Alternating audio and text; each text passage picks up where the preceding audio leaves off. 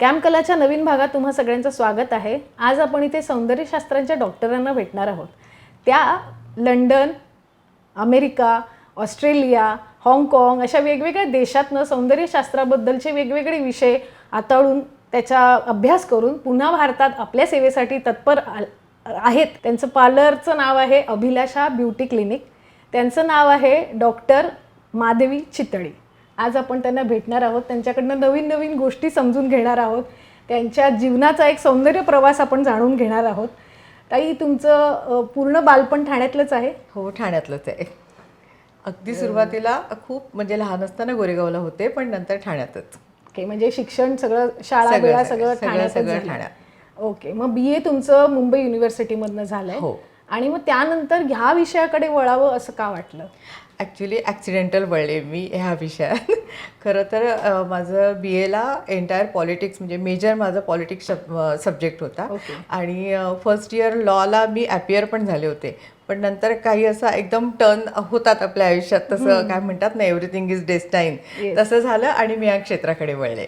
Okay, मग या क्षेत्रामध्ये सुद्धा तुम्ही डॉक्टरेट घेतली आहे, नॅचरोपॅथीमध्ये तुम्ही डॉक्टरेट घेतली आहे आणि तुम्ही वेगवेगळ्या सगळ्या म्हणजे मानसशास्त्रापासनं, शरीरशास्त्रापासनं, सौंदर्यशास्त्रापासनं सगळे विषय हाताळलेले आहेत आणि त्याच्यामध्ये तुम्ही खूप चांगलं गायडन्स करता. त्याच्यामध्ये योगाभ्यास आला, त्याच्यामध्ये आहार विहार आला, त्याच्यामध्ये आयुर्वेद आलं. तर या सगळ्या गोष्टीचा अभ्यास करता करता तुम्ही इथपर्यंत पोहोचायला निश्चितच खूप कष्ट पडले असतील. तर थोडंसं तुमच्या जर्नीबद्दल सांगा. खरं आहे, ज्यावेळेला मी असं ठरवलं की आता हेच क्षेत्र निवडायचं, तर माझ्या मनात हाच विचार आला की ठीक आहे, सौंदर्याचं हे फील्ड आहे, पण शेवटी माणसाचं शरीर आहे आणि ते आपल्याला बाहेर दिसतं, आतमध्येही काही घडत असतं. तर इट इज व्हेरी नेसेसरी की तुम्ही शरीरशास्त्राचा अभ्यास केला पाहिजे, जेवढा शक्य आहे तेवढा. म्हणजे तुम्हाला कोरिलेट करता येतं की एखाद्या व्यक्तीला जर मला काही ट्रीटमेंट द्यायची असेल, सपोज पिंपल्स येत आहेत किंवा पिगमेंटेशन आहे, अर्ली एजिंग चालू झालं आहे, तर त्याच्यासाठी नेमकं काय काय घडलं आहे हे आतून जाणणं पण गरजेचं असतं. सायकोलॉजिकली तिचा काही इम्पॅक्ट आहे का ते बघणं गरजेचं असतं. त्यामुळे मी हे सगळे कोर्सेस केले. आणि शिवाय म्हणजे हे इंटरनल ॲस्पेक्ट झाला आणि एक्सटर्नल ॲस्पेक्टमध्ये मग तुम्ही कॉस्मेटिक्स काय वापरता, त्याचं फॉर्मेशन काय आहे, त्यातल्या कुठल्या इन्ग्रेडियंट्समुळे काय परिणाम होतो आणि ते कसं वापरायला पाहिजे. त्यामुळे हा जो जर्नी आहे तो हे सगळं अभ्यास करणं हे फार गरजेचं आहे. तरच तुम्ही एखाद्या व्यक्तीला best of the best treatment देऊ शकता. मी असं ऐकलं ह्या पार्लरमध्ये हायजीन आणि सर्व्हिस ह्या दोन टॉपमोस्ट गोष्टींनाच प्राधान्य दिलं जातं. आणि शिवाय तुम्ही आयुर्वेद केल्यामुळे काही घरगुती उपायसुद्धा तुम्ही सजेस्ट करता किंवा काही तेलं म्हणा किंवा काही औषधं तुम्ही इथे बनवता आणि तुम्ही ते क्लायंटला देता. त्या वस्तू इथे वापरल्या जातात आणि त्याचा काय काय परिणाम होतो. तर खरंच दोन्ही प्रकारची ट्रीटमेंट तुम्ही देता, म्हणजे केमिकल पण आहे आणि आयुर्वेदिक पण आहे. तर लोकांचा कल जास्त कशाकडे असतो? नॅचरली लोकांचा कल घरगुती आणि आयुर्वेदिक म्हणा किंवा very safe to take inside consume करणार आहोत, घेणार आहोत ती पोटात. तर त्या दृष्टीने आपल्याला नेहमी आपण असंच म्हणतो की कुठल्या पॅथीला मला काहीच म्हणायचं नाही आहे, पण ज्याला मिनिमम आपण म्हणू साईड इफेक्ट्स असतील, I will go for that. त्यामुळे मी जे आयुर्वेदाचे कोर्सेस केले बॉम्बे युनिव्हर्सिटीचे, त्याच्यामध्ये अगदी बेसिक म्हणजे आपल्याला माहिती आहे, सर्दी झाली की आलं खायला पाहिजे किंवा गॅस झाले की आलं खायला पाहिजे, अशा अगदी ह्या छोट्या लेवलपासून आम्हाला शिकवलं गेलं. त्याच्यामुळे त्याचा वापर मला इथे पोटात घेण्यासाठी जी बेसिक औषधं म्हणा किंवा चूर्ण म्हणा तयार करून मी देऊ शकते, ज्याचा उपयोग मला माझ्या ट्रीटमेंटला पुढे नेण्यासाठी होतो, जे व्हेरी सेफ टू टेक असतं. आता इथे साधारण किती वयोगटापासून महिला येतात? माझ्याकडे अगदी बाळांपासून, म्हणजे त्यांना अगदी काही वेळेला अगदी 1-1.5 वर्षाचं बाळ असतं, पण त्याचे खूपच केस वाढलेले असतात, घरी कापू कसे इथपासून सुरुवात होऊन ते अगदी 80+ बायका पण येतात. ऑल एजची रेंज माझ्याकडे येते, अगदी आनंदाने येते, कारण त्या वयाला ते जे जे लागतं ते सगळं इथे अंडर वन रूफ अवेलेबल आहे. म्हणजे एज ग्रुप प्रमाणे ज्या ट्रीटमेंट्स लागतात त्या सगळ्या आहेत. इफेक्टिव्हली मी देऊ शकते. जसं फॅमिली डॉक्टर असतो तसं तुम्ही फॅमिली सौंदर्य डॉक्टर, सौंदर्याच्या डॉक्टर झाले, बरोबर? होय. म्हणजे आता मला मगाशी आपण जे बोलत होतो तेव्हा असं लक्षात आलं की एका घरातल्या 4ही पिढ्या तुमच्याकडेच येते. असं झालंय. असं झालंय. तर अगदी. असं काम असताना लोकांचा जो विश्वास आपल्यावर असतो तो आपल्याला पाळायला लागतो आणि तो पाळता पाळता आपण बऱ्याच लोकांशी कनेक्ट होत जातो. हो. तर मग इथे नुसता मेकअप करायला येणारी पण लोक असणार आणि नुसतं रेग्युलर रुटीन अशी येणारी पण लोक असतात. तर मग ते रुटीन जे असतं त्याच्यामध्ये तुम्ही आहार विहारापासून सगळ्यांना गायडन्स करता आणि मग त्यांनी कसं मेंटेन राहायचं, आपलं वय आणि आपलं शरीर याचा एक सुवर्ण मध्य साधत कसं आपल्या स्वतःला फिट ठेवायचं याचं पण तुम्ही थोडंसं गायडन्स देत असाल ना? हो, देते. म्हणजे ज्या वेळेला बरेच वेळेला म्हणजे बायका व्यक्त होत असतात. हां, ज्या वेळेला एखादा प्रॉब्लेम डिस्कस करतो त्यावेळेला त्याला बरेच अँगल असतात, तेव्हा ते बाहेर दिसतं. आपण म्हणतो की नाही, प्रवास इनसाइड आउट असतो, तर ते आउटसाइड इन नसतो, फार कमी वेळेला असतो. अगदी एक साधं उदाहरण देते की अगदी एखादी व्यक्ती सौंदर्याचे सगळे निकष लागू आहेत, पण तरीही तिच्याकडे बघून ते आपण अट्रॅक्ट होऊ शकत नाही. का? तर तिच्या चेहऱ्यावर काही भाव नसतात किंवा उदासी नसते किंवा त्रासिक भाव असतो. तीच एक सर्वसामान्य म्हणजे असं काही आपण निकष त्याला म्हणता येणार नाही की अमुक एक चाफेकळी नाक आहे किंवा अमुक आहे तमुक आहे, पण ती त्या व्यक्तीकडे आपण आकर्षिले जातो. का? ती हसत असते, तिच्या चेहऱ्यावर एक म्हणजे समाधान असतं. हा जो जिवंतपणा आहे ना, तो मॅटर करतो. सौंदर्यामध्ये तुम्ही असे हे नाही लावू शकत की गोरं, नाक सरळ, अमुक तमुक, हे दिलेलं आहे, सौंदर्याचे निकष दिलेले आहेत, पण दॅट डझंट मीन की हेच आहे फक्त. त्याच्या पलीकडे पण खूप काही आहे. जे सगळ्यात पहिलं म्हणजे आपलं आरोग्य. जर हिमोग्लोबिन कमी असेल तर तुम्ही पेलच दिसणार आहात. उदाहरण द्यायचं, जसं आपण म्हणतो की कावीळ झालं की रंग पिवळा दिसतो, म्हणजे नखं तुमची नाही दिसत हेल्दी, पातळ असतात. म्हणजे हे सगळे जे बाह्य सौंदर्याला बाधक विषय आहेत ते आत कुठेतरी डिस्टर्ब झालेलं असतं. आहारामुळे, विहारामुळे, म्हणजे ज्याच्यामध्ये तुमचा व्यायाम कमी पडतोय का, तुमची लाईफस्टाईल कशी आहे, तुमचं योग्य वेळेला झोपणं उठणं जे आता शक्यच नाही आहे कोणाला, मग त्याच्यात आपण कसरत कशी करायची. जर मला रात्री जागायचं तर मग मी दिवसा कसं वागलं पाहिजे, कधी माझी पॉवर नॅप घेतली पाहिजे, हा सगळा थोडा थोडा गायडन्स मला हे सगळे म्हणजे अभ्यास केलेला असल्यामुळे मी देऊ शकते. That help. म्हणजे एखाद्या मुलीचं लग्न ठरलं तर ती लगेच येऊन तुम्हाला सांगणार, ताई माझं लग्न आहे, तर आता माझ्या लग्नाचा मेकअप आणि बाकी सगळं तुम्हीच करणार आहात. तर मग लग्नाचा मेकअप करायचा आहे आणि ती व्यक्ती रोजच तुमच्याकडे येते किंवा नेहमी तुमच्याकडे येते आहे, मग अशा केसमध्ये सुद्धा तुम्ही त्यांचा एक मेकअपची ट्रायल घेता का, ती सांगता का तुम्ही त्यांना, किंवा हेअरस्टाईलची मेकअप ट्रायल आवश्यक आहे 2 गोष्टींसाठी. एक तर त्या मुलीचा कॉन्फिडन्स वाढतो की मी नक्की कशी दिसणार आहे हे तिला आधी कळतं. त्यामुळे तिची मगाशी म्हटलं तशी expressions ads in your beauty. Me comfortable आहे, मला माहिती आहे की हे मला चांगलं दिसणार आहे, त्याचा जो एक नकळत कॉन्फिडन्स चेहऱ्यावर येतो आणि त्याच्याने तुम्ही आणखीन छान दिसायला लागता.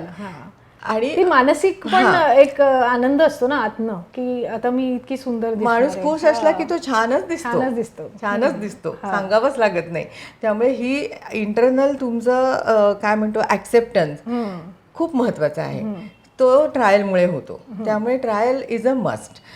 नक्की तिला डोळ्याचा शेप तिचा जसा आहे तसा, तिला आता काय काय म्हणतात की मला यूट्यूबवर आता सगळं असतं, मला स्मोकी आईज हवेत, पण स्मोकी आईजची संकल्पना ब्राईडला चालणार आहे का, तर हे तिला मला पटवून द्यावं लागतं. ते ट्रायलच्यामुळे शक्य होतं. आणि ट्रायल झालेली असली की त्या दिवसाचा वेळ वाचतो, बरोबर, कारण तेव्हा ट्रायल अँड एरर तेव्हा नाही करून. त्यामुळे आत्ताच जे काय आहे ते ट्रायलच्या वेळेला करणं. ती एखादा फोटो घेऊन येते की मला हे असं हवंय, करून दाखवल्यानंतर तिला कळतं की हे करणं इथे शक्य आहे का नाही. त्यामुळे ट्रायल करणं हे खूप महत्वाचं आहे.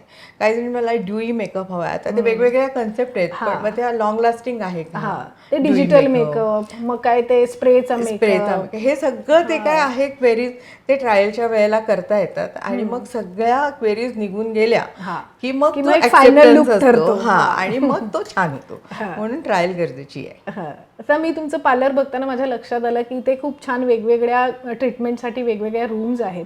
तर ब्राईड जेव्हा येते तर आपल्याकडे जनरली भारतामध्ये तरी लग्न ही सकाळच्या प्रहरात होतात, ते खूप लवकर यावं लागतं. मग त्या दिवसामध्ये तुमचं काम किती वाजता सुरू होतं? त्या दिवसामध्ये आमचं काम पहाटे 3:30 पासून चालू होतं.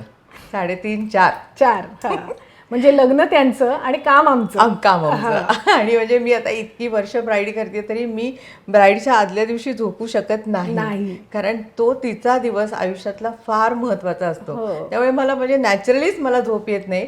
जोपर्यंत माझ्या हातून जे तिला हवंय ते उतरत नाही तोपर्यंत मी या सच्च्या कलाकाराचं ते हे प्रतीकच आहे. हां, म्हणजे अमिताभ मला बच्चन ते सर पण दिसत म्हणतात असते. ना, हो. मी 80 वर्षाचा झालो तरी मला नवीन सीन, नवीन शॉट द्यायचा असताना माझ्या पोटात गुडगुड गुडगुड व्हायला लागतं. हो. तसंच म्हणजे कलाकाराचं तसं तसं खरं आहे, होतं. कारण असं नाही मी म्हणू शकत की मी आता 25-30 वर्ष करते मी जाऊन असंच करेन. नाही, ते लाईव्ह असतं आणि ते उतरेपर्यंत खूप प्रेशर असतं. हो हो. आता तुमच्या हाताखाली घडलेल्या कितीतरी मुली आता इथे काम करत आहेत. त्या आता तुमच्या बोलण्यातनं चाललं 16 वर्ष 20 वर्ष असं काम करत आहेत. ह्या क्षेत्रामध्ये एवढी लॉयल्टी आणि एवढं आपले पण तुम्ही या लोकांसाठी दाखवलं, म्हणजे आहेतच ते आपले पण आहेच, आणि ते घरच्यासारखे तुमच्याकडे काम करत आहेत. आणि असं हे एकमेव पार्लर मी बघितलंय. म्हणजे बऱ्याच ठिकाणी असं होतं की 6 महिने, फार फार ते 1 वर्ष 2 वर्ष काम करतात आणि मुली आपलं पार्लर उघडतात. तर असं करणं कितपत योग्य आहे? म्हणजे अर्धवट नॉलेज घेऊन जेव्हा पार्लर उघडलं जातं तर ते किती चुकीच्या पद्धतीचं असतं? म्हणजे नवीन येणाऱ्या लोकांसाठी तुम्ही हे काय सजेस्ट कराल की कशी तुमची प्रोसेस असली पाहिजे तुम्हाला जर ह्या उद्योगात यायचं असेल तर? खरंच आहे, म्हणजे हे खूप रिस्की आहे. एक 6 महिन्याचा कोर्स करून उभं राहिलं, 3 महिन्याचा, काही काही तर 3-3 दिवसाचे करून पण मग ते असं मला I don't want to criticise anything, पण म्हणजे एखाद्या व्यवसायाची वाट लागू नये. त्याला एक काहीतरी गांभीर्याने बघायला पाहिजे की हे सौंदर्यशास्त्र आहे ते जाणून त्याच्यामध्ये उतरलं पाहिजे, त्याचा अभ्यास केला पाहिजे. आपलं काहीतरी शिकलं आणि केलं आणि मग जेव्हा ते चुकीचं जातं त्यावेळेला त्यांना माहिती नसतं की काय करायचं. अर्धवट आपण कोणाच्या तरी आयुष्याशी खेळतोय, त्याच्या शरीराशी खेळतोय. साधं म्हणजे त्यांना असं वाटतं वॅक्सिन करणं साधं आहे, काय काही साधं नाहीये. जोपर्यंत बिघडत काही नाही ना तोपर्यंत सगळं साधं वाटतं. हो, वॅक्सिनने पण रॅशेस आलेली लोक आलेले असतात. मग ते तुम्हाला करायच्या आधी बघायला लागतं तिची टेस्ट सेन्सिटिव्हिटी करायला काय लागते. आहे, तिचा एक छोटा पॅच लावल्यानंतर ती स्किन रिॲक्ट कशी होते, खरंच लाल होतीये का, मग तिला विचारता आलं पाहिजे की तुझी सेन्सिटिव्ह आहे का, ॲलर्जिक आहे म्हणजे नेमकं काय होतं तुला ॲलर्जी आल्यानंतर, मग तुला फाइंड आउट करता आलं पाहिजे की हिला कशाची ॲलर्जी असू शकते. त्यामुळे हे तुम्ही म्हणजे त्यातलं शिक्षण घेणं खरंच गरजेचं आहे. तर असे तुमच्याकडे असे वेगवेगळ्या प्रकारचे क्लायंट येतात, तर कुठलं काम करताना तुम्हाला खूप आनंद होतो? म्हणजे ब्राईडचं किंवा पार्टी मेकअप किंवा असं, म्हणजे बऱ्याच गोष्टी आहेत की मेकअप म्हटलं की खूप गोष्टी असतात, आणि हेअरस्टाईल्स पण तुम्ही करता, मेहंदीचे पण काम करता, तुमच्याकडे नेल आर्ट पण छान होतं. आता तुमच्या वेगवेगळ्या सर्व्हिसेस कळल्या तर सगळ्यांना. ॲक्च्युली खरंच आहे, म्हणजे अंडर वन रूफ बऱ्याच सर्व्हिस अभिलाषामध्ये कव्हर होतात, right from basic to advance. म्हणजे माझ्याकडे लेझर आहे, कॉटरी आहे, ज्याच्यामुळे हे जे मोल्स येतात म्हणजे चामखिळी त्या काढल्या जातात. हार्डन सिबम एक प्रकार असतो तो काढला जातो. हॉटस्टोन ट्रीटमेंट आहे, म्हणजे ज्या एजिंग किंवा कोणीही घ्यावी ती की डीप टिश्यू मसाज होतो त्याच्यामुळे. ज्यांचे पाय दुखतात, हल्ली तासनतास उभं राहून काम असतं, वेगवेगळ्या टाईपचे आपले वर्क कल्चर झालेत ना, त्याच्यामुळे वेगवेगळे प्रॉब्लेम जनरेट झालेले आहेत. तर त्याला मसाजच्या बाबतीत एक असं म्हटलं जातं की 1 hour massage is equal to 6 hours sleep. माझ्या नशिबाने मला प्राध्यापक राम भोसल्यांसारखे माझ्या एका सर्टिफिकेटच्या वेळेला ते प्रमुख हे होते आणि त्यांच्याकडनं वितरण झालं होतं. त्यामुळे त्यावेळेला मी त्यांचे बघितलंय, त्यांनी अगदी थोडंसं प्रात्यक्षिक दाखवलं होतं मसाज त्यांचं, तर खूपच ॲडव्हान्स, म्हणजे ही वॉज काही त्यांचं बोलण्यात म्हणजे डिवाईनच होते खरंच. तर ते इतकं महत्त्वाचं आहे की नुसतं आपलं मला हा कळला मसाज असं नाही आहे. एक माझा अनुभव सांगायला मला आवडेल. एकाना मी फेशियल मसाज देत होते, तर त्या ऑल ऑफ अ सडन रडायला लागल्या. तर मी म्हटलं काय झालं तुम्हाला, काही होतंय का, काही चुकलंय का, नाही म्हणाल्या. उठल्या, त्यांना पाणी दिलं, त्या म्हणल्या की माझ्या आईच्या स्पर्शाची मला आठवण झाली, इतक्या वर्षानंतर मला तो मायेचा टच मिळाला. म्हणजे ते करताना ना फक्त तुम्हाला विसरून त्यांचं व्हायला लागतं, येस. तर ती व्हायब्रेशन्स आणि ती फिलिंग्स त्यांना मिळतात.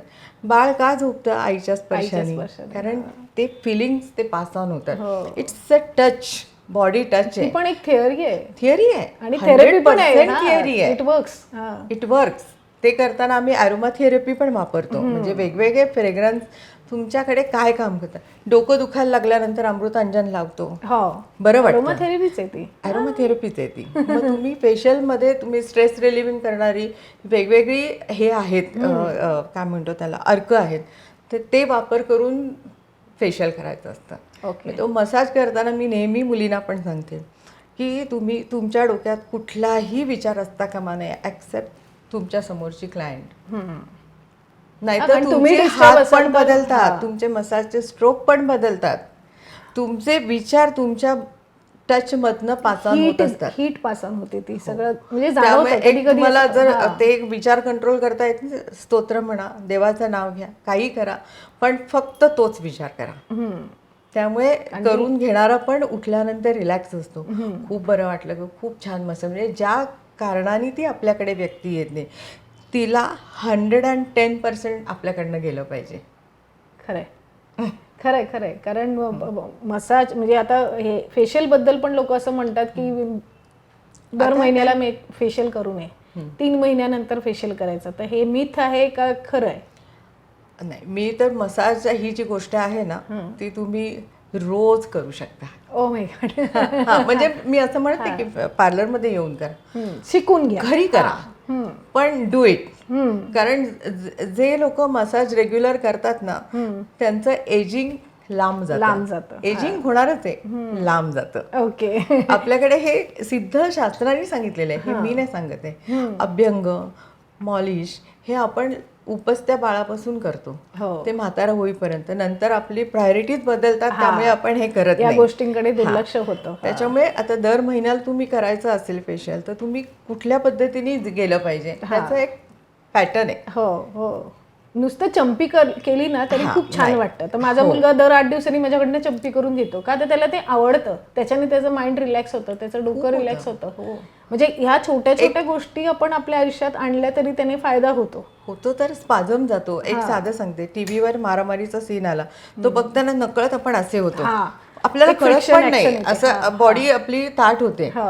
ते दुसरा सीन बघताना आपण रिलॅक्स होतो. हे मनातले विचार पण आपली बॉडी स्पाझम मध्ये टाकत असते. आणि मग जेव्हा तुम्ही मसाज करून घेता त्यावेळेला ते सगळे रिलीज करणं, पॉइंट लिम्फॅटिक ड्रेन करणं, हे सगळं तिथे घडतं. It's not a goody thing, it's not a pampering. की काही वेळेला मिसकन्सेप्शन असतं, काय उगीच आपलं जायचं आणि करून घ्यायचं, असं नाहीये. तुम्हाला काय हवंय तुम्ही घरी पण करा. आपण पोळी भाजी केंद्रातनं पोळी भाजी आणतो की नाही, घरी करू शकतो. It's a matter of time आणि रिक्वायरमेंट. मला आत्ता काय करायचंय, ऑफिसचं काम करायचंय, मी पोळी करू शकत नाही, मी पोळी घेऊन येते.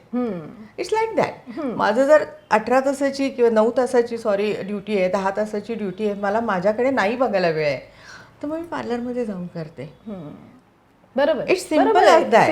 सिम्पल. त्यामुळे हे असं काही नाहीये की काहीतरी त्याच्यामध्ये क्रिटिसाइज आहे उगीच जातात, असं नाही. इट डिपेंड्स ऑन, म्हणजे प्रत्येक व्यक्तीच्या वर हे डिपेंड आहे की तिला काय हवंय आणि तू का जाणार आहेस, हे माइंड क्लिअर असायला लागतं. हो हो. कारण पूर्वीच्या काळी म्हणायचे ना, पार्लरमध्ये जाणारी बाई म्हणजे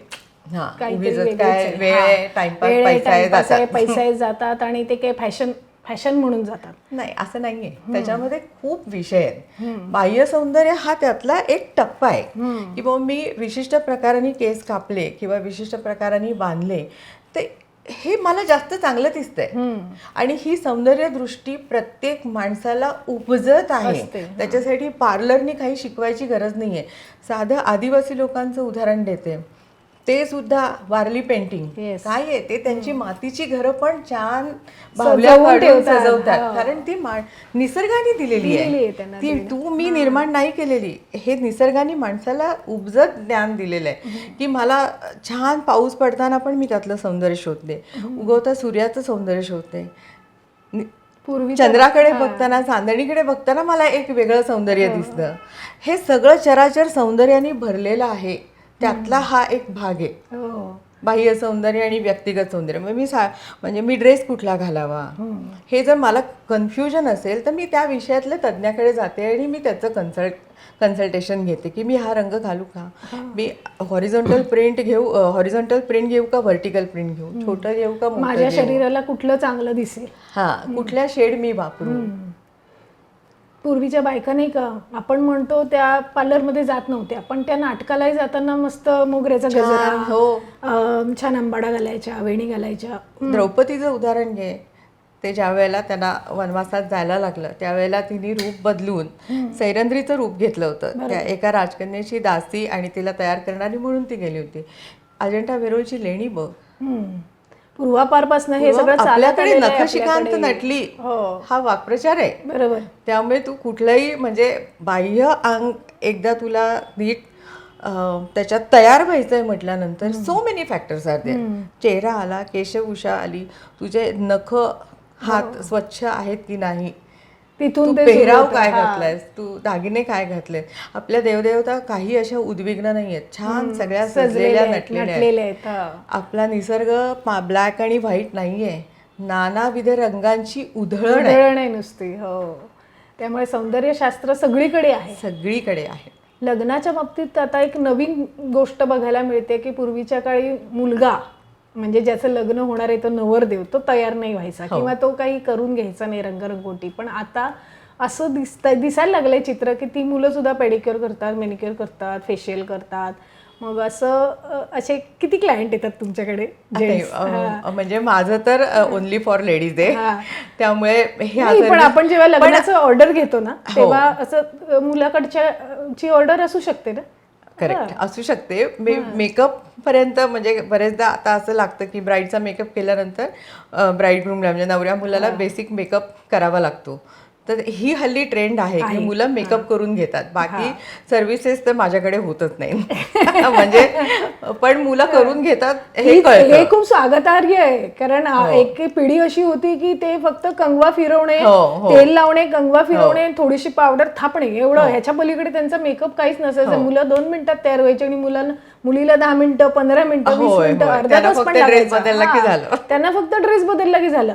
मग आता हे जे बदललेलं जे चित्र आहे हे निश्चितच स्वागतार्ह आहे. तर तुमचं पुढे मागे युनिसेक्स चालू करायचा विचार वगैरे आहे का? नाही, it will be only for ladies. कारण लेडीज मध्ये आपल्याला जी कम्फर्ट लेवल असते ती अशी अदरवाईज येणार नाही. आता सध्या जो फॅमिली सॅलॉनचा जो ट्रेंड आहे ती सकाळ झाली की रविवारच्या सकाळी सगळी पूर्ण फॅमिली जाते सॅलॉन मध्ये बसते, मुलं आपलं आपलं काही हेअरकट करत असतात, बायका आपलं आपलं काही करून देत असतात. हा जो ट्रेंड चालला आहे त्यामुळे मी हा प्रश्न विचारला. बरोबर. म्हणजे काळासोबत जाताना आपण काय काय घ्यायचं आणि काय काय सोडायचं हे आपलं आपण ठरवायचं असतं. करेक्ट. तर या व्यतिरिक्त तुम्ही अजून हेअरकट करताना तुम्ही त्या व्यक्तीचा हेअरचा फ्लो कसा आहे, नॅचरल फ्लो कसा आहे तो पण बघता आणि त्याला आपण वेगळं काही देऊ शकतो का ते पण तुम्ही बघता. तर त्याच्याबद्दल थोडंसं सांगितलं तर. नक्की सांगते. कसं होतं बरेचदा फोटो घेऊन येतात की मला असा हवा आहे, पण मग मला ते अनालिसिस करावं लागतं की बाबा तिचा केस कसा आहे, त्याची स्प्रिंग ॲक्शन काय आहे, तिचा हेडशेप काय आहे, डेन्सिटी काय आहे. काही वेळेला म्हणजे फ्रंट म्हणतो आम्ही, इयर फ्रंट म्हणतो, तिथे तेवढी डेन्सिटी नसते, ते फ्रेमवर्क नाही होऊ शकत किंवा ते कापल्यानं खूप ड्राय डॅमेज असतात. तर ते तसे नाही. मग मी त्यांना सांगते की मी तुला हा इफेक्ट सेटिंग करून मी देऊ शकते, पण सेटिंग नंतर हे जाणार तर तुला चालणार आहे का? One time. One time. नाहीतर मी तुला एक्झिस्टिंग कंडिशनमध्ये तुला मेंटेनन्स फ्री हेअरकट देते, काय करू? मग त्यांना समजतं की आपलं कारण हे ब्रीफ करणं, हे एज्युकेशन देणं गरजेचं असतं की का करू शकते आणि का करू शकत नाही. हे कळल्यानंतर ऍक्सेप्टन्स लगेच होतं. कारण गुगल बाई आपल्याला सगळे प्रश्न उत्तर देते. आता तर एआय वर स्वतःचा चेहरा घेऊन येतात आणि सांगतात की ही हेअरस्टाईल मला चांगली दिसणार आहे, ही करूया. अगेन स्टार्ट विथ तिचं बेसिक हेअर स्ट्रक्चर काय आहे, हेअर फ्रेमिंग काय आहे, त्याच्याप्रमाणे तिला फॅक्ट सांगितल्या की हे होऊ शकतं का नाही होऊ शकत. वन टाइम होऊ शकत असेल तर काहीही होऊ शकतं. बॉयकटला पण आम्ही हेअरस्टाईल करतो, कळत सुद्धा नाही की हा बॉयकट आहे. That is for one time. Okay. आताच्या धकाधकीच्या जीवनामध्ये सगळेच जण काम करत असतात आणि बरेच जण नोकऱ्या करतात. तर नोकरीच्या ठिकाणी काही असे रिस्ट्रिक्शन्स असतात की अमुकच ड्रेस घालायचा, अमुकच पद्धतीने तुम्ही वावरलं पाहिजे. तर असे काही ट्रेंड्स आहेत का हेअरकटच्या बाबतीत म्हणा किंवा मेकअपच्या बाबतीत म्हणा? आहेत. हेअर कटपेक्षा ना हेअर स्टायलिंगच्या बाबतीत असं बरेचदा मला लक्षात येतं की काही ठिकाणी हायलाईट्स किंवा आपण करतो ते काही प्रोफेशनमध्ये नाही चालत, पण इनविजिबल हायलाईट्स आम्ही टाकतो. म्हणजे something is there but not there, म्हणजे पॉइंट आउट नाही करू शकत की तुम्ही हे केलंय. म्हणजे ते that suits with her profession. जे लाऊड दिसायला नको असतं, पण तिला काहीतरी स्टाईल हवी असते. मग इन बिटवीन आम्हाला ते देता येतं. इथे आमची कसोटी असते की मी कसं देईन तिला. चेंज तर हवा आहे, पण ते तसं दिसायला पण नको आहे. तर दॅट वे हे सगळं ज्ञानाचं हे तिथे पणाला लावता येतं आम्हाला आणि तिला देता येतं तिला काय हवंय ते. अजून कुठल्या कुठल्या ट्रीटमेंट्स अशा तुमच्याकडेच एक्सक्लुझिव्ह आहेत? मी म्हटलं तसं लेझर आहे. लेझरला permanent hair retardation, pigmentation, pimples आणि स्कारसाठी इट्स व्हेरी इफेक्टिव्ह. ते व्हाईट लाईट लेझर आहे. इट्स व्हेरी सेफ आणि व्हेरी इफेक्टिव्ह. नंतर इलेक्ट्रोकॉटरी, जे मी म्हटलं हार्डन सिबम आणि करायला लागतं. हॉटस्टोनचं सांगितलं. पील्स आहेत वेगवेगळी जी पिगमेंटेशनवर काम करतात. बोटॉक्सची ट्रीटमेंट आहे, पण not with injection, other way. म्हणजे काही प्रोडक्ट आणि प्रोसिजर वापरून मी बोटॉक्स करते. त्याच्यानंतर स्किन लिफ्टिंगची आहे, हायड्रा फेशियल आहे. ओके, खूप छान छान सुंदर सुंदर ट्रीटमेंट्स तुमच्याकडे आहेत. तर ठाण्यातल्या लोकांनी हे लक्षात घ्यावं आणि ठाण्यातल्या बाहेरच्यांनी पण हे लक्षात घ्यावं. तुम्हाला कुठलेही स्किनचे प्रॉब्लेम आहेत, हेअरचे प्रॉब्लेम आहेत, मेकअपच्या संबंधात तुम्हाला काही प्रश्न असतील, काही ट्रीटमेंट्स करून घ्यायचे असतील, तर अभिलाषा आणि अभिलाषा, फक्त अभिलाषामध्ये या. ताई, तुम्ही ब्राईड एखादी तुमच्याकडे जेव्हा येते तेव्हा तुम्ही कशा प्रकारे तिला मार्गदर्शन करता? ब्राईड येते ना त्यावेळेला तिला तेच पहिलं विचारतं की आता लग्न कधी आहे. कधी कधी असं होतं की अगदी म्हणजे 11th अवरला येतात आणि जर करेक्शन करायची वेळ आली तर मग हातात खूप कमी वेळ असतो. पण ह्या ज्या बाकीच्या लेझर आहेत म्हणा, पील आहेत, ही जी माझ्या टूल्स म्हणू आपण त्याला, तर त्या ह्यानी मी त्यांच्या मदतीने मी ते अचीव करू शकते. पण आयडियली लग्न ठरलं ते ॲटलिस्ट 6 महिन्याचा पिरियड मला हातात पाहिजे. जर काही करेक्शन नसतील तर काही प्रश्न येत नाही, पण करेक्शन्स करायचे असतील तर मग तिचं मला आहार बघायला लागतं, तिचं लाईफस्टाईल काय आहे. अंडर आय सर्कल्स असतात, मग तिला मला सांगावं लागतं की तुला आता काय काय करायला पाहिजे. फक्त अंडर आयची पण ट्रीटमेंट आहे माझ्याकडे, जी 45 मिनिट्सची आहे, की ज्याच्यामुळे पफी आईज असतात, खूप डार्क सर्कल्स येतात, तर ते त्या अंडर आय ट्रीटमेंटचं तिला सिटिंग देऊन मला कव्हर करता येतात. डॅन्ड्रफ प्रॉब्लेम असेल, हेअरफॉल प्रॉब्लेम असेल, टेक्स्चर डॅमेज झालेलं असेल, तर हे सगळ्या करेक्शन्स मला तिच्या लग्नाच्या आधी करायला लागतात. आणि तिला हे सांगावं लागतं की हे this is not just for your bridal look, हे तुझं कायमस्वरूपी असलं पाहिजे. कारण it is a necessary thing, lifestyle आहे, हे करेक्टच असलं पाहिजे. ते केस चांगलेच असले पाहिजेत, ते गळलेले नाही असले पाहिजेत. मग हेअरफॉल का होतोय हे तिला सांगावं लागतं. मग ते सगळं डिस्कस करून मी तिला घरगुती उपाय सांगते, काही प्रोफेशनल उपाय सांगते की ज्याच्या करून ते कव्हरअप होतं. पण तुम्ही हे ब्राईडचं करत असताना हल्ली लग्नासाठी वेगळा बस्ता असतो, तर ते लग्नाचे कपडे बघून मग तुम्ही तिचं हेअर आणि मेकअप ठरवत असाल ना? तिला रंगसंगती बघून. अगदी खूप छान प्रश्न आहे. कारण का जेव्हा लग्न ठरतं ना त्यावेळेला मला ते सगळंच बघावं लागतं. की खरं सांगते की येणारे पाहुणे, तिची स्वतःचं चॉईस, कसं असतं की मला काहीतरी आवडतंय पण मला बघणारे कोण आहेत, खरंय, लग्न कुठे आहे हे पण मॅटर करतं. ओपन एअर आहे म्हणजे कळलं ना की बंदिस्त हॉलमध्ये आहे, आणि product selection of makeup is also equally important. कारण आता कॅमेरे सगळे आता हाय रेझोल्युशनचे झाले, तर आमची प्रोडक्ट पण तशी बदलतात.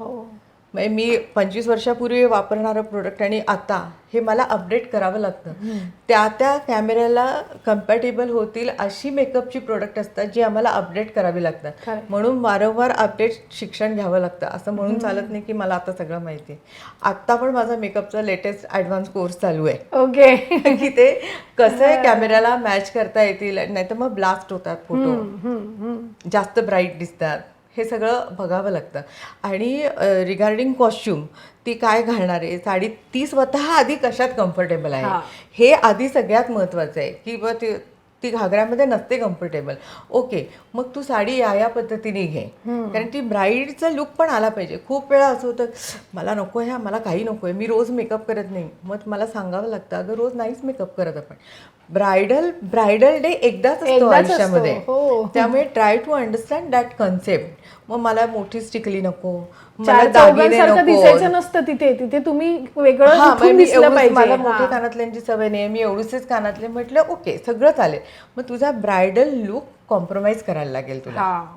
हे चालणार असेल तर ओके विथ इट, पण तू हे हवं असेल तर मग तुला असं करायला लागेल. मग तुला हा जो काही लुक दिसतोय त्याच्यात तिचे दागिने बघ, हेवीच असतात, तिची साडी बघ, कारण यू आर ब्राईड. येस. पण म्हणून ओव्हरबोर्ड व्हायचं आहे का तर नाही, पण मी एवढूसे कानातले घालून मी ब्रायडल लुक देऊ शकत नाही. मग it will be a ordinary look. कारण मग तसंच मला सगळं करायला लागतं. हो. मग हे सगळं ब्रायडल बुकिंगच्या आधी मला ब्राईड बरोबर बोलावं लागतं, तिचं स्वतःची आवड काय हे बघायला लागतं, आणि मग त्याचा मध्य गाठून बेस्ट ऑफ द बेस्ट मला डिलिव्हर करायचं असतं. दागिने बघायला लागतात, तिची चॉईस पण मेंटेन करायची आवडलं पण मला नाही, मला एवढंच घालायची सवय, मला मोठं नको, ते कम्प्लीट होत नाही. मग तिला ते मला करून दाखवावं लागतं. बघ आता ह्याच्यावर हे छान दिसतंय का, हे छान दिसतंय. मग आता तुझी साडी पेस्टल कलरची आहे तर तुला दागिने कुठल्या कलर, म्हणजे कळलं ना, पार्टीवेअर रिसेप्शनची साडी असेल तर मग तू वेगळ्या स्टोन घे, जेणेकरून तुझी साडी पण उठून दिसेल आणि तू घातलेला सेट पण उठून दिसेल. कोणी कोणाला ओव्हरबोर्ड नाही करता, म्हणजे ह्याच्यामुळे हे झाकलं गेलं आणि ह्याच्यामुळे हे झाकलं गेलं असं नाही. तुझी साडी पण उठून दिसली पाहिजे, ॲज वेल ॲज तुझी ज्वेलरी पण उठून दिसली पाहिजे. ओव्हर पॉवर करून उपयोग नाही. नाही मेकअपनी ओव्हर पॉवर करायचंय ना स्टाईलनी ओव्हर पॉवर करायचंय. It should be perfectly balance. कारण हल्ली लेहंगा आणि हे घालायची खूप फॅशन झाली आहे. साड्या आता म्हणजे पैठणी असेल तरच नेसतात, नाहीतर त्या असं नाही. छान छान साड्या आहेत, बनारसी साड्या आहेत, टिश्यू मध्ये खूप छान साड्या आहेत. बघायला लागतं बॅकड्रॉप कुठला आहे स्टेजचा.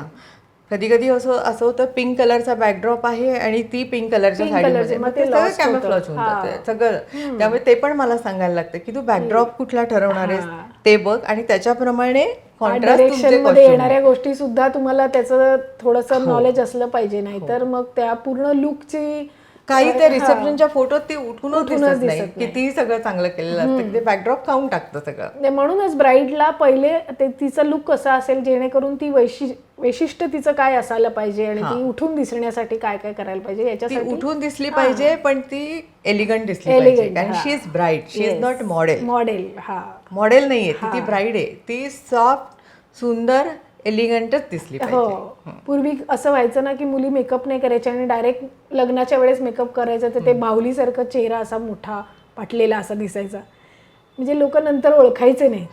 तर आता तसे दिवस राहिलेले नाही आहेत. आता आपल्याकडे वेगवेगळे प्रकार आलेत. नॅचरल मेकअप पण करता येतो तुम्हाला, डेली वेअरचा मेकअप पण असतो, तुमचा ब्राईडचा पण सटल करता येतो. पी हळद आणि हो गोरी असं होत नाही. चांगला किंवा वाईट बदल हा हळूहळूच होत असतो. त्यामुळे जेव्हा आपण पण डॉक्टरकडे असं डोक्यावरनं पाणी गेलं कीच जातो डॉक्टरकडे. आपल्याला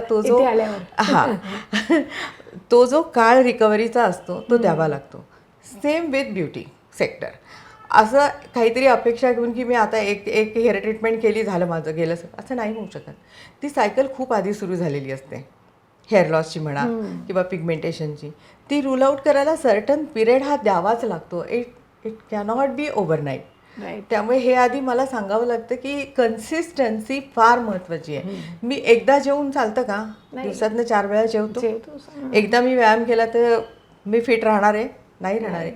सेम विथ ब्युटी ट्रीटमेंट की schedule has to be followed.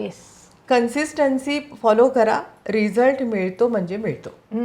पण ह्या सगळ्या अनुषंगाने मला त्या व्यक्तीबरोबर बोलावं लागतं, हे सतत सांगावं लागतं की हे सगळं अर्धी गोष्ट तुझ्या हातात आहे, पुढची गोष्ट माझ्या हातात आहे, किंवा अर्धी गोष्ट माझ्या हातात आहे. हे दोन्ही आपण एकत्र केलं ना तर रिझल्ट इज देअर. पण मग असं होतं काय नाही होत, मी गेले काही सुद्धा झालं नाही, नाहीच होणार आहे. एकदा येऊन होणारच नाहीये. केस कापायची गोष्ट एकदा होणार आहे, पण ते पण वाढतात. To maintain that shape, you have to come after 3.5 months or whatever. Right. So it is, म्हणजे कन्सेप्ट आपली क्लिअर असली पाहिजे की काहीतरी अवाजवी अपेक्षा घेऊन आपण या क्षेत्राकडे बघून उपयोग नाही. हे क्षेत्र खूप चांगलं आहे, खूप छान तुमच्यात बदल घडवून आणणारं आहे, पण त्याला पण लिमिटेशन्स आहेत. त्या लिमिटेशन जाणून घेऊन आपण बघावं. मेकअपमध्ये मी त्या दिवसापुरतं पिंपल्स हाईड करू शकते, पिगमेंटेशन हाईड करू शकते, अंडर आय सर्कल्स हाईड करू शकते. केस पातळ असतील तर वेगवेगळ्या टाईपचे आमच्याकडे पॅचेस असतात किंवा फायबर्स असतात, ते घालून काहीही कळणार नाही इतका मॅजिक कव्हरअप होतो.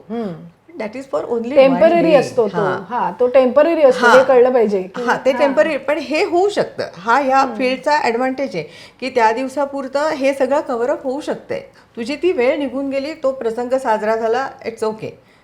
पण जर तुला त्यातनं बाहेर यायचं असेल तर तुला त्या ट्रीटमेंटच्या जे काही प्रोटोकॉल्स आहेत ते फॉलो केले पाहिजे. कारण मेकअप ही अशी आर्ट आहे ना की आपण बघतो स्टेजचा मेकअप, फिल्मचा मेकअप, म्हातारा मेकअप, तरुण मेकअप, रागवलेला मेकअप, वेगवेगळे कॅरेक्टर्सचे मेकअप, रावणाचा मेकअप, रामाचा मेकअप, शंकराचा मेकअप. मी पण एक शंकराचा मेकअप केला होता, तिला फर्स्ट प्राइज मिळालं होतं. हो, तुमच्या बायोडेटामध्ये तुम्ही लिहिलं होतं की पंढरीदादा जुकरांकडे शिकलेला आहात, तर त्यांच्याकडनं तुम्ही फिल्मी मेकअप शिकला होता. हो, आणि हे पण म्हणजे फॅन्टसी मेकअप, लाईक वाघोबा करायचा आहे, मारुती करायचा आहे, किंवा मी आता शंकराचं म्हटलं केलं तर त्या टाईपचे ती प्रोडक्ट्स वेगळी असतात, त्याची कन्सेप्ट वेगळी असते. ते पण म्हणजे इट्स अन आर्ट. मेकअप हा एक खूप वेगळा विषय आहे. त्याच्यामध्ये खूप काही एक्सप्लोर करायला भरपूर गोष्टी आहेत. तुम्हाला कुठल्या गोष्टीमध्ये इंटरेस्ट आहे त्याच्याप्रमाणे तुम्ही ते पुढे नेत जाता. टीव्ही आणि इंटरनेटच्या युगामध्ये आपल्याकडे जाहिरातींचा भडीमार चाललेला असतो आणि त्याच्यावर वेगवेगळ्या क्रीमची जाहिरात येते की हे क्रीम लावलं की तुम्ही 2 शेड लाईट दिसणार, ते क्रीम लावलं की तुमचे सगळे ब्लॅकहेड्स गायब होणार किंवा तुमचे व्हाईट हेड्स गायब होणार. तर ह्या सगळ्या बुलबुलैयामध्ये तुम्ही काय सजेस्ट कराल? असं ऑन द काउंटर जाऊन आपण एखादं क्रीम घ्यावं का? ॲक्च्युली नाही. जसं आता ऑन द काउंटर आपल्याकडे तर औषधं पण घ्यायची पद्धत आहे, केमिस्टला विचारायचं घ्यायचं, एक मटका लागला कधी कधी होऊन जातं. तसं काही वेळेला एखादं प्रोडक्ट सूट होऊ शकतं, पण जर प्रॉब्लेम रिलेटेड तुम्ही प्रोडक्ट घेत असाल तर माझ्या मते तुम्ही नीट कन्सल्ट करून घ्यायला पाहिजे. कारण स्किन कळली पाहिजे, स्किन काय आहे, काय टाईपची आहे, त्याच्यावरती स्ट्रेंथ पण डिपेंड करतं. एकच प्रकारची म्हणजे कोल्ड क्रीममध्ये पण स्ट्रेंथ असतात. तर काय लावायचं आहे? मॉइश्चरायझर, माझ्या स्किनचं मॉइश्चरायझर वेगळं आहे, तुझ्या स्किनचं मॉइश्चरायझर वेगळं आहे, आणि आता 18-19 वर्षाच्या मुलींची पण स्किन ड्राय असते, खरी नसायला पाहिजे. नॅचरल मॉइश्चर असतं त्या एजमध्ये, नसतं कधी आफ्टर 50-45-40 पासून हळूहळू ते कमी व्हायला लागतं. पण यंग एजमध्ये पण दिसतं. पण त्या यंग एजला मी लावते किंवा म्हणजे 60+ जे मॉइश्चर कंटेंट आहे ते तिला नाही चालणार. राईट. त्यामुळे घेताना हा विचार पाहिजे की किती वर्षाचा आहे, काय आहे, मॉइश्चर कंटेंट कुठल्या लेवलची गरज आहे आपल्याला, त्याप्रमाणे घ्यायचं आहे. म्हणून रँडम घ्यावं असं मला वाटत नाही. काही म्हणजे बिघडलं नाही तर all is good, all is well. पण अतिशय महत्वाचा आणि योग्य सल्ला तुम्ही दिलेला आहे, जो सगळ्यांसाठी उपयोगाचा आहे की आपण काय ऐकायचं, काय घ्यायचं आणि काय वापरायचं. कारण शेवटी तुम्ही तुमच्या शरीराशी खेळताय. हो, त्याचे परिणाम ते सगळे आपल्यालाच भोगायचे आहेत. त्यामुळे ताईंचा सल्ला नक्की ऐका आणि विचार करून त्यांचं कन्सल्ट करून तुम्ही क्रीम घेत जा. किंवा म्हणजे इट रिस्की. जोपर्यंत मी म्हटलं तसं बिघडत नाही तोपर्यंत ऑल इज गुड.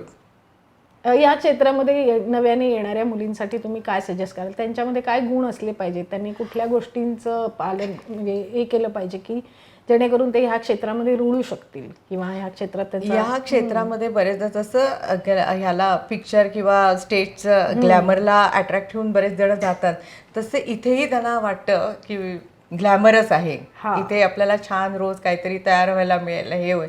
असं नाही आहे छानच हे क्षेत्र, पण कुठेही कष्टाला पर्याय नाही आहे.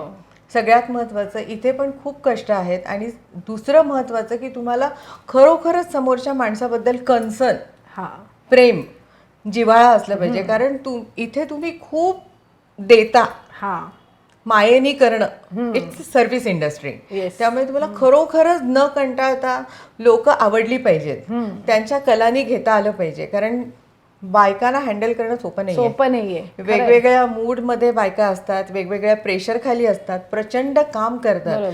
खरोखर म्हणजे हॅट्स ऑफ आहेत सगळ्या स्त्री जातीला, की ते घर सांभाळतात, नोकरी करतात, ॲट द सेम टाइम स्वतःला पण कसं प्रेझेंटेबल ठेवता येईल हे अत्यंत महत्वाचं आहे. कारण घराची सगळी ऊर्जा त्या बाईभोवती, स्त्रीभोवती फिरत असते. ती जर अशी कशी तरी अजागळ राहिली, काही न करता राहिली, तर तिला स्वतःलाही ती त्याच फेजमध्ये नेते आणि हळूहळू अख्ख्या घराला नेते.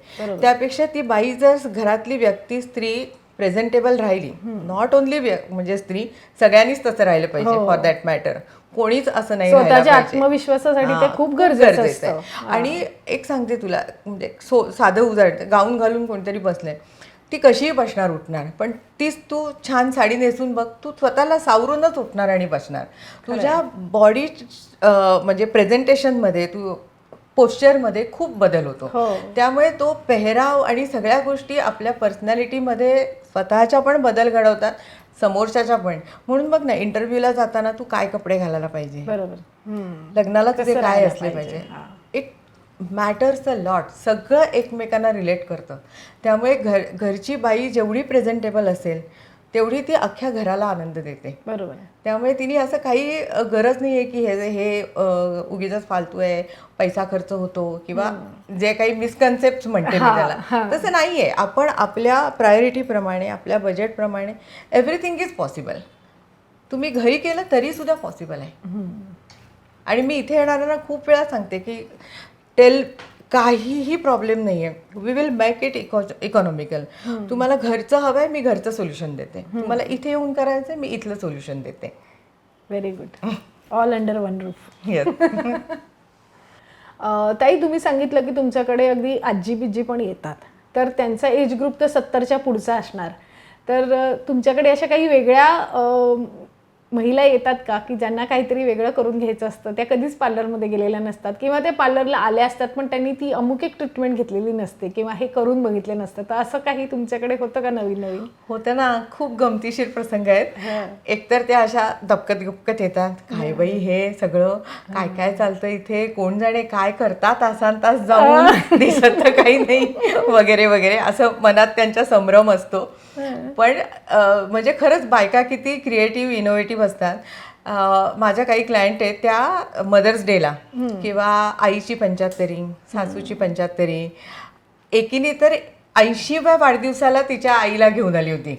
ती म्हणली की आज ह्यांना सगळं करून दे, मदर्स डेला तर येतातच. मग आता त्या एजला आपण काय करणार? त्यांना आधी एक तर फार ऑकवर्ड फील होत असतं की नको ग काही, नको नको माझ्या पायाला नको हात लावू, नको नको मला काही करू नको.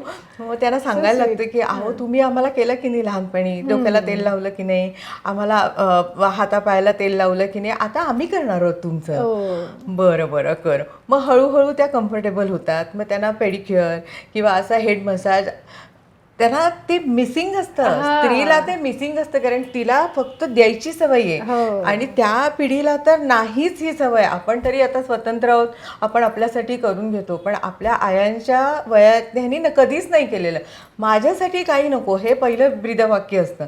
मग असं जेव्हा त्यांच्या मुली सुना येऊन करून आईसाठी किंवा सासूसाठी येतात आणि त्यांना करून देतात, त्यांना खूप बरं वाटतं. आणि मग नंतर अक्षरशः म्हणजे डोळ्यात पाणी आणून असं, अगं खूप बरं वाटलं ग मला, आम्हाला माहितीच नव्हतं असं काही असतं. म्हटलं हे धन्यवाद, तुम्ही तुमच्या मुलीला सुनेला द्या, त्यांनी आणलंय तुम्हाला इथे. नाही नाही तरी पण आता कळलं आम्हाला की इथे काय काय असतं, आणि खरंच खूप छान वाटलं. असं छान आणि छान त्यांना बेसिक तयार होऊन चांगली साडी आणि छोटासा त्यांच्या केसांचा आंबाडा वगैरे घालून त्यांना वाढदिवसाला नेतात ना, खूप खुश असतात त्या. किती गोड, पण किती छान गिफ्ट आहे ही, एका स्त्रीने दुसऱ्या स्त्रीला सुंदर बनवण्याची. किती सुंदर, खूप छान. काय मग तुमचं लग्न ठरलंय का? तुम्हाला मेकअप करायचा आहे, तुम्हाला ब्राईड व्हायचंय, तुम्हाला हेअरस्टाईल करून घ्यायची आहे, अगदी तुम्हाला साधं वॅक्सिंग, फेशियल, पेडिक्युअर, मॅनिक्युअर काही करायचं असेल, तुम्हाला काही नवीन गोष्टी ट्राय करायच्या आहेत, नेल आर्ट करून घ्यायची आहे, तर नक्की या अभिलाषा पार्लरमध्ये. माधवी मॅडम तुमच्यासाठी इथे आहेतच. मी पण खूप धन्यवाद करते तुला, कारण का हे सगळं असं वाटत असतं की आपल्याला सांगायला हवं, पण योग्य संधी किंवा प्लॅटफॉर्म मिळणं पण गरजेचं असतं.